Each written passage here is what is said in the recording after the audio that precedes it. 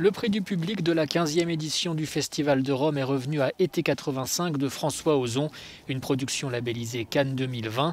Sorti cet été sur les écrans francophones, il s'agit du 19e film d'Ozon. Le réalisateur nous plonge dans ce qui aurait pu être ses 17 ans, une histoire d'amour adolescente à une époque où tout était possible. Après le Covid et le confinement, on sait que maintenant il y a certaines choses qui sont difficiles à faire. Alors quand on revient en 1985, on a l'impression que c'était extraordinaire, tout était possible.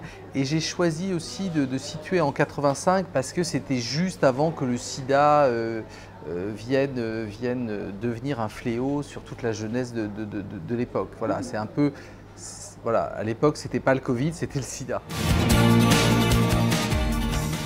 François Ozon est l'un des cinéastes européens les plus reconnus au niveau international. Pour lui, l'Europe est le continent le plus cinéphile et son prix à Rome semble le montrer.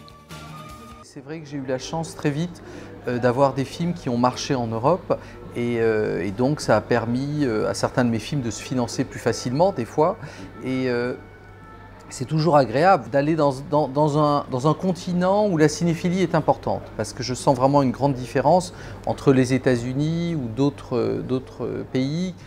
En Europe, il y a vraiment un amour du cinéma. Je pense que les Européens sont vraiment le continent le plus cinéphile, quoi.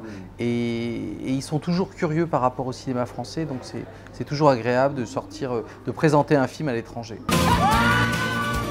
Le film connaît un beau succès et sort depuis cet été un peu partout en Europe.